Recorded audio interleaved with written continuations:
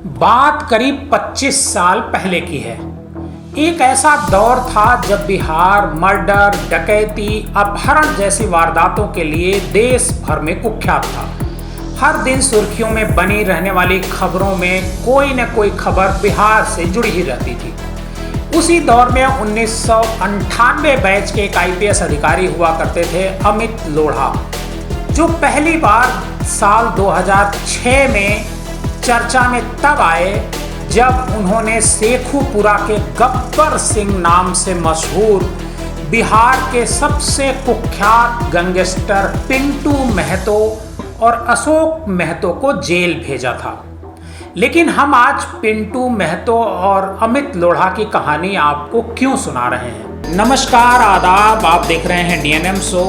DNM show में हम अपराध की सच्ची कहानियां आपके सामने लेकर के हाजिर होते हैं। अगर आपको हमारी कहानी पसंद आती है तो हमारे इस चैनल को सब्सक्राइब कीजिए और इस कहानी को ज़्यादा से ज़्यादा लोगों को शेयर कीजिए। इसकी भी वजह है। दरअसल अमित लोढ़ा की किताब बिहार डायरीज पर बनी वेब सीरीज को लेकर करप्शन के आरोपों से घिरे अमित को बिहार सरकार ने निलंबित कर दिया है। दूसरी तरफ नेटफ्लिक्स पर आई उनकी वेब सीरीज खाकी खूब धूम मचा रही है। आज के DNM शो में हम आपको बताएंगे कि क्या अमित लोढ़ा ने अपनी किताब में सब कुछ सच लिखा है और हूबहू वही वेब सीरीज में भी दिखाया गया है। जवाब मिलेगा जी नहीं। अमित लोढ़ा की किताब पर बनी वेब सीरीज खाकी, जिसे बताया जा रहा है कि यह सच्ची घटना पर आधारित है, वो बिहार में घटी महतो की कहानी से बिल्कुल ही अलग है। आपको जो कहानी दिखाई और सुनाई जा रही है वह आधा ही सच है। दरअसल बिहार में चंदन महतो नाम का कोई गैंगस्टर हुआ ही नहीं था जिसे वेब सीरीज में दिखाया गया है। असल में पिंटू महतो नाम का एक गैंगस्टर बिहार में हुआ करता था। पिंटू महतो इस समय बिहार की सत्ताधारी पार्टी JDU में है। पिंटू महतो वेब सीरीज बनाने वाले निर्माता नीरज पांडे और वेब सीरीज के मुख्य आधार पुस्तक द बिहार डायरी लिखने वाले शेखपुरा के पूर्व SP अमित लोढ़ा के खिलाफ अदालत जा रहे हैं। महतो ने नीतीश कुमार से मिलकर भी शिकायत की है। सीरीज में गलत तथ्य पेश किए गए हैं, ऐसा पिंटू महतो का कहना है। पिंटू महतो ने यह भी आरोप लगाया कि मणिपुर गांव और नवादा जेल ब्रेक कांड की घटना को गलत तरीके से दिखाया गया है और वेब सीरीज में एक खास वर्ग और समूह को टारगेट करके उसे बदनाम करने की कोशिश की गई है। टाटी नरसंहार में मारे गए जिला पार्षद अनिल महतो और राजद जिला अध्यक्ष काशीनाथ यादव के साथ 8 लोगों की सामूहिक हत्या का वेब सीरीज में कहीं भी जिक्र नहीं किया गया है। पिंटू ने यह भी कहा कि हमने अतीत में जो भी भला बुरा किया, अदालत ने हमें उसकी सजा दे दी है। अब हम सामान्य सामाजिक जीवन जी रहे हैं, लेकिन इस वेब सीरीज से हम मानसिक प्रताड़ना महसूस कर रहे हैं। पिंटू महतो ने कहा कि हमने सामाजिक लड़ाई लड़ी है, जबकि उस दौर में दूसरे पक्ष के लोगों ने कई बड़ी घटनाओं को अंजाम दिया जिसे वेब सीरीज से दूर रखा गया है। यह वेब सीरीज वर्ग विशेष को अपमानित करने और एक वर्ग को खुश करने के लिए बनाई गई है। आपको बता दें कि 2000 के दशक में पिंटू महतो अशोक महतो गैंग का सबसे खतरनाक और शातिर गैंगस्टर हुआ करता था। उस समय अशोक का गैंग बिहार के कुछ हिस्सों पर एक तरह से राज किया करता था। पिंटू महतो पर कांग्रेस के MP राजो सिंह की हत्या के अलावा BDO की भी हत्या का आरोप था। हालांकि साक्ष्य के अभाव में पिंटू लगभग सभी मामलों में बरी हो गया है। गैंगस्टर पिंटू महतो पर 30 मर्डर और अपहरण के केस दर्ज थे।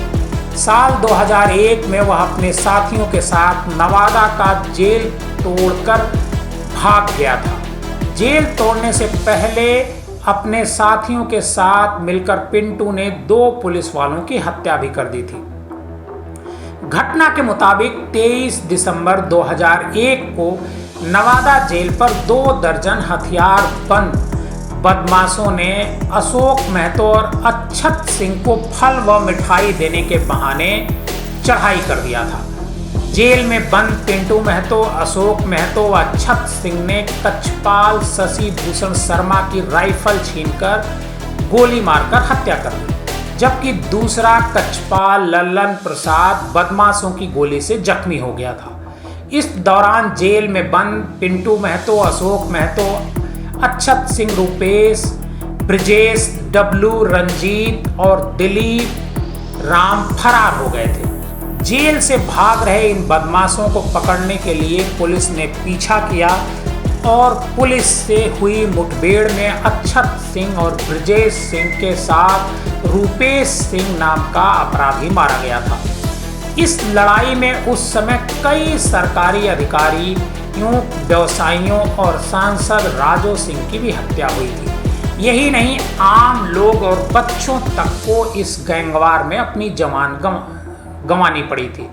उस समय बिहार में नीतीश कुमार मुख्यमंत्री हुआ करते थे, जो आज भी हैं। उनके मुख्यमंत्री बनने के बाद भी कई हत्याएं हुई। जो महतो गैंग और एक जो दूसरा गैंग हुआ करता था, जिसे भूमिहारों का गैंग बताया जाता था, दोनों के बीच गैंगवार की कई घटनाएं हुई।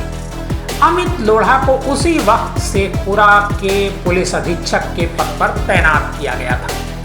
पिंटू महतो की जेल ब्रेक की घटना भी खूब चर्चा में रही थी। इसके साथ ही टाटी पुल गोलीबारी कांड भी खूब चर्चा में रहा था। बात दिसंबर 2001 की है। बिहार में शेखपुरा और बरबीघा के बीच एक छोटा सा पुल लगता है, जिसे टाटी पुल के नाम से जाना जाता है। इसी पुल पर आरजेडी के करीबी लोगों की दिन दहाड़े गोली मारकर हत्या कर दी गई थी। टाटी हत्याकांड में शेखपुरा जिले के तत्कालीन आरजेडी अध्यक्ष काशीनाथ यादव के अलावा अनिल महतो, अबोस कुमार, सिकंदर यादव, विपिन कुमार सहित 8 लोग मारे गए थे। कहा जाता है कि टाटी पुल नरसंहार से ही शेखुपुरा में गैंगवार की शुरुआत हुई थी। उसके बाद यहाँ कई और हत्याएं हुई। इस हत्याकांड का आरोप उस समय के सांसद राजो सिंह, उनके बेटे और राज्य सरकार में मंत्री संजय सिंह और राजो सिंह के परिवार के कई लोगों पर लगे थे। हालांकि बाद में राजो सिंह को इन सभी आरोपों से बरी कर दिया गया था, जबकि साल 2010 में जिस दिन मुंगेर कोर्ट में संजय सिंह को सजा सुनाई, उसी दिन दिल का दौरा पड़ने से उनकी मौत हो गई थी। दरअसल इस इलाके में उस दौर में 2 गैंग सक्रिय हुआ करते थे। एक था पिंटू महतो अशोक महतो का गैंग, जिसे पिछड़ी जातियों का गैंग कहा जाता था। दूसरा अगड़ी जातियों या मूल रूप से कहें भूमिहारों का गैंग था। टाटी नरसंहार के 4 साल के बाद ही राजो सिंह की भी हत्या कर दी गई थी। इस हत्या का आरोप पिंटू महतो पर लगा था। कहा गया था कि पिंटू महतो ने अपने साथियों की टाटी पुल पर हत्या का बदला राजो सिंह के हत्या से लिया था। उस समय अगड़ी और पिछड़ी जातियों में इस कदर संघर्ष था कि साल 2006 में भूमिहारों के गैंग ने नालंदा जिले में अशोक महतो गिरोह के 9 लोगों की सोते समय गोली मारकर हत्या कर दी थी। बाद में महतो गिरोह ने इस हत्याकांड के लिए एक परिवार पर मुखबिरी का आरोप लगाया था। अशोक महतो गिरोह को इस हत्याकांड का शक अखिलेश सिंह के समर्थकों पर था, इसलिए माना जा रहा था इसी का बदला लेने के लिए मानिकपुर में अखिलेश सिंह के समर्थकों की हत्या की गई थी। पिंटू महतो गिरोह ने उस परिवार के घर में मौजूद सभी लोगों की उस समय हत्या कर दी थी। 21 और 22 मई 2006 की इंडियन एक्सप्रेस अखबार की एक खबर के मुताबिक इसमें 3 बच्चों के साथ 7 लोगों की हत्या की गई थी। उस समय शेखपुरा और आसपास के इलाकों में इन 2 वर्गों के गैंग के बीच इस तरह की हत्या आम बात हो चली थी। मानुकपुर हत्याकांड के खिलाफ लोगों में बड़ा आक्रोश शुरू हो गया था और इसी के बाद अमित लोढ़ा को यहाँ का एसपी बनाकर भेजा गया। अमित लोढ़ा ने मोबाइल सर्विलांस पर लगाकर 3 महीने के भीतर पिंटू महतो को गिरफ्तार करके जेल भेजा था।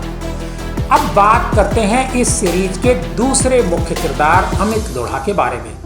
जब बिहार के शेखपुरा जिले में अशोक महतो और पिंटू महतो आतंक का पर्याय बन चुके थे, तब वहां आईपीएस अधिकारी अमित लोढ़ा भेजे गए थे। अमित लोढ़ा ने अपनी समझदारी और टेक्नोलॉजी की मदद से पिंटू को 3 महीने के भीतर गिरफ्तार कर लिया। शेखपुरा को आतंक के साए से मुक्त करा दिया। अगर ये बात कही जाए तो गलत नहीं होगी। बता दें कि सुपर पाप अमित लोढ़ा की किताब में सीधे तौर पर पिंटू महतो का नाम नहीं लिखा गया है। शायद उनकी निजता का सम्मान करने के लिए उनका असल नाम नहीं लिखा गया होगा। चर्चित जेल ब्रेक कांड में 12 साल बाद अदालत ने कुख्यात पिंटू महतो को आजीवन कारावास और अर्थदंड की सजा सुनाई।